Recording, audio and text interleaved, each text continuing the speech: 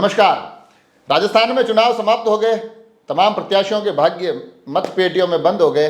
अब चर्चा सिर्फ इस बात की है कि अलग अलग लोग अलग अलग जगह पर बैठकर बातें कर रहे हैं कि कौन जीतेगा, कौन हारेगा, कौन कितने वोट लाएगा, स्थितियाँ किस करवट जाएगी, कौन सरकार बनाएगा।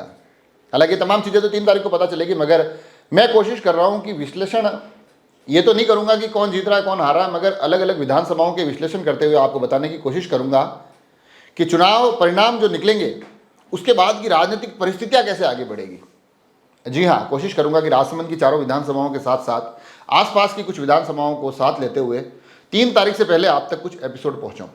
शुरुआत भीम देवगढ़ विधानसभा से कर रहा हूं मैं।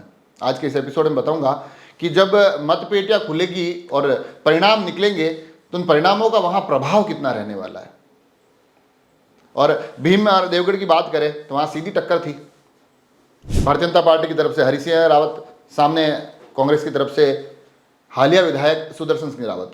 दोनों के बीच में मुकाबला था और यूँ मानिए कि जैसे ही वहाँ ये तय हो गया कि अब निर्दलीय के रूप में अजय सोनी नहीं है तो ये मुकाबला महामुकाबले में बदल गया। हालांकि लगातार दोनों ही दल दावे करते हैं कि अजय सोनी जो वोट लेकर गए थे वो हमारे थे, मगर मुकाबला वहाँ सीधा मुकाबला और एक बेहतरीन चुनाव भीम देवगढ़ में हुआ। अब जो भाग्य मतपेटियों में बंद है वहाँ से जब ताले खुलेंगे, ईवीएम की मशीनें बोलेगी और उसके बाद अगर, अब क्या है कि ये आकलन अगर और मगर में होगा, अगर वहाँ से हरि सिंह रावत जीतते हैं तो ये तय है कि एक क्या कहते हैं तेज और प्रभावी वापसी उनकी होगी। वो कहते हैं ना कि पलटवार, तो वो पलटवार वाली परिस्थिति रहेगी, क्योंकि हरि सिंह रावत यूँ समझिए कि इस पूरे के पूरे पिछले 5 चुनावों में भारतीय जनता पार्टी का चेहरा रहे हैं। गत चुनाव हारने के बाद इस चुनाव में टिकट लेकर और उसको चुनाव तक पहुंचाने में स्थितियां उनके लिए इतनी आसान रही नहीं, तो ऐसे में समय भी कम मिला। टिकट लाना उनकी एक बहुत बड़ी उपलब्धि रही, आखिरी जो सूचियाँ थी उसमें से उनका नाम आया।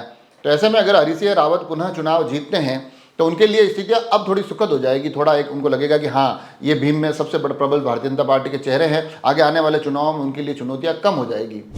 और ऐसी स्थिति में अगर सरकार भी बना लेती है भारतीय जनता पार्टी तो उनके लिए स्थितियाँ और भी सुखद हो जाएगी। वो अगले 5 सालों तक ये कोशिश करेंगे कि जितनी तकलीफें इस बार देखने को मिली उनसे पहले ही निजात पा ली जाए।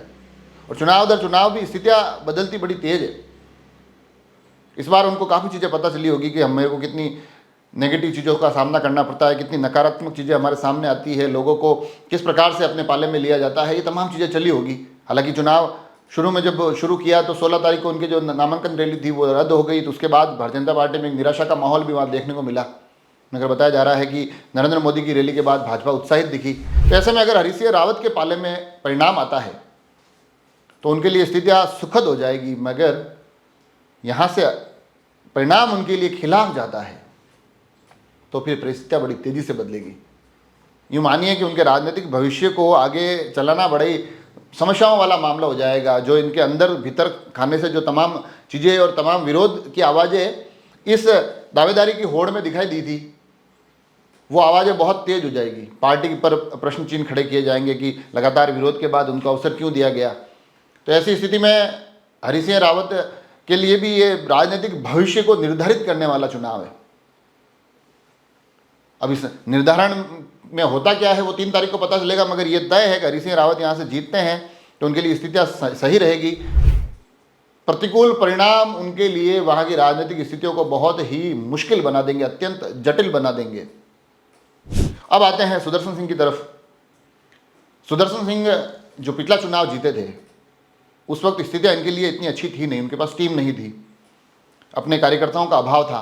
कांग्रेस लगातार 3 चुनाव हार गई थी तो मनोबल टूटा हुआ था। ऐसे में सुदर्शन सिंह येन केन प्रकार वो चुनाव जीत जाते हैं, बड़े छोटे मार्जिन से जीतकर विधानसभा पहुंचते हैं। मगर उसके बाद जिस प्रकार से उन्होंने 5 साल गुजारे, उन 5 सालों का एक बड़ा प्रभावी कार्यकाल उनका रहा। और ऐसे कार्यकाल के बाद उनको टीम मिली, कार्यकर्ताओं में उत्साह था, कांग्रेस बड़ी मजबूती से चुनाव लड़ी, सीधा मुकाबला होने के बावजूद मजबूती से चुनाव लड़ी। वहाँ पर कांग्रेस की तरफ से कोई स्टार प्रचारक भी नहीं देखा गया। तो इन परिस्थितियों में अगर सुदर्शन सिंह यहाँ से चुनाव जीत जाते हैं तो उनकी भूमिका फिर भीम देवगढ़ के दायरों को तोड़ते हुए, मैं यूँ कहूँ कि मगरांचल का जहाँ जहाँ प्रभाव जाता है उस पूरे क्षेत्र में एक बड़े नेता के रूप में, कांग्रेस के बड़े चेहरे के रूप में वो स्थापित हो जाएंगे अगर उनकी सरकार बनती है तो। और अगर स्थितियां सरकार नहीं भी बनती है तो भी इस मायने में मानी जाएगी कि चलिए सरकार के खिलाफ रहते हुए भी, जब सरकार दूसरी आ रही थी उसके बावजूद सुदर्शन सिंह रावत बड़ी मजबूती से डटे रहे और ये चुनाव उन्होंने अपने दम पर निकाला। जो भारतीय जनता पार्टी का गढ़ बन चुका था उस गढ़ को दूसरी बार ध्वस्त किया, तो उनके लिए बड़ी प्रभावी ये चीज होने जाएगी। परंतु अगर वो यहां से चुनाव हार जाते हैं तो फिर, क्योंकि भीम देवगढ़ की जो राजनीति है, जो राजनीतिक परिदृश्य रहता है, वो इतना आसान रहता नहीं है चुनाव हारने के बाद। हालांकि वहां उनके लिए कांग्रेस के अंदर से चुनौतियां इतनी दिखाई नहीं दी, तो ऐसे में ये तय है कि अगले 5 साल भी वो इस सक्रियता के साथ मैदान में डटे रहेंगे, कांग्रेस का एक बड़ा चेहरा वही बने रहेंगे। मगर जो चुनावी हार होती है उसके बाद जो विरोध के स्वर शांत होते हैं, जो परिणामों को इंतजार करते हैं, अगर ऐसी स्थिति परिस्थिति में अगर परिणाम उनके लिए प्रतिकूल होते हैं तो उन विरोध के स्वर से उनको जूझना बड़ा ही मुश्किल हो जाएगा। क्योंकि जीत कई चीज़ें सही कर देती है, हार कई चीज़ों को मुखर होने का, कई चीज़ों को आक्रोशित होने का अवसर देती है। तो ऐसी स्थिति में उनके लिए हारने के बाद ये तो तय है कि उनका राजनीतिक भविष्य इतने प्रश्न चिन्ह नहीं रहेंगे, वहाँ पर उस परिदृश्य में वो मजबूत बने रहेंगे, वहाँ कांग्रेस का बड़ा चेहरा बने रहेंगे। मगर जो एक विरोध के स्वर हैं उनका मुखर होना ये तय है अगर वो चुनाव हार जाते हैं। तो ऐसी स्थिति परिस्थिति में भीम का जो भविष्य है दोनों ही चेहरों का, वो बड़े स्पष्ट हो जाता है कि अगर हरि सिंह यहाँ से चुनाव जीतते हैं तो पुनः प्रभावी भूमिका में आ जाएंगे। हारते ही उनका राजनीतिक कैरियर बहुत ही अत्यंत गंभीर प्रश्न चिन्ह की तरफ बढ़ चलेगा। अगर सुदर्शन सिंह यहाँ से हारते हैं तो उनका राजनीतिक कैरियर तो दांव पे नहीं लगेगा, मगर भीतर खाने के विरोध के स्वर सुनाई देंगे। वो यहाँ से जीतते हैं तो ये तय है कि उनके दायरे फिर इस भीम देवगढ़ विधानसभा से थोड़ा और बढ़ेंगे, थोड़ा ब्यावर की तरफ प्रभाव दिखाई देगा, राजसमंद में भी एक महत्वपूर्ण भूमिका में वो नजर आ सकते हैं। हालांकि ये तमाम आकलन इस बात पर भी निर्भर करते हैं कि सरकार किसकी बनती है। सरकारें बहुत मजबूती के साथ ये तय करेगी कि आखिर आगे की स्थितियाँ परिस्थितियाँ होने क्या वाली है। हालांकि चुनाव के बाद हरि सिंह रावत अपने कुछ विजुअल में मिठाई बांटते, प्रसाद खाते मंदिर के बाहर खड़े दिखे। सुदर्शन सिंह ने भी एक पोस्ट की जिसमें जय बजरंग बली का नारा लगाया है। दोनों ही आश्वस्त और विश्वस्त नजर आ रहे हैं। मगर ये जो भाग्य पेटियों में बंद हो चुका है, ये भाग्य जब खुलेगा तो उसके बाद के समीकरण में आपको समझाने की कोशिश कर रहा हूँ। आगे वाले कुछ एपिसोड में कुछ दूसरे राजनीतिक विधानसभाओं के समीकरण भी आप तक पहुँचाने की कोशिश करूँगा। आपके पास जो फीडबैक है वो भी आप मुझे भेज सकते हैं। जुड़े रहें राजसमंद एक्सप्रेस से। धन्यवाद।